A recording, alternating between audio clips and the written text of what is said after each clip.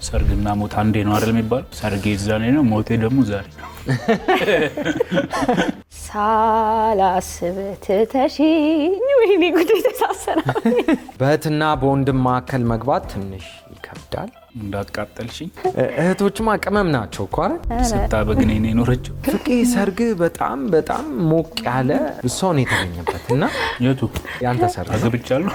አላገባም። ዘወትር ካይኔ ማጠፋው መከታ ክብሬ የሆንከው ወንድሜ የኔ ትዝታ ተቃጠል ጠዋት ማታ። በማናደድ አትበልጠኝም። ወይ ፍቄ ምን አይነት ወንድም ነህ?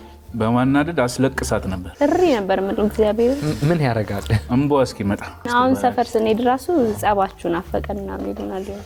ኦኬ ጸባችን የመዝናኛ ነው። ዛሬ እንጣላለን እዚህ።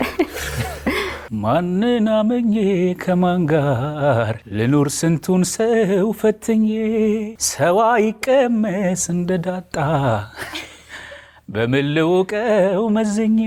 ፍሬስ ልጅ እያለች ምን ታደርግ ነበር? ለየት ያለ ነገር መሰሪ ነበረች። መሰሪ ነይነቱ ነው ማለት። አረ የኔ በጣም ትልልቅ ይሄ ከባድ ነው። የኔ በዱባይ እሷ በማንጎ። ትንሽ መንሸራሸር ትችላለሽ፣ መንቀሳቀስ። አይዞህ ነው፣ እዚሁ ልታመልጥ ነው። ደስ ታደርጋለች። ልታመልጥ ነው።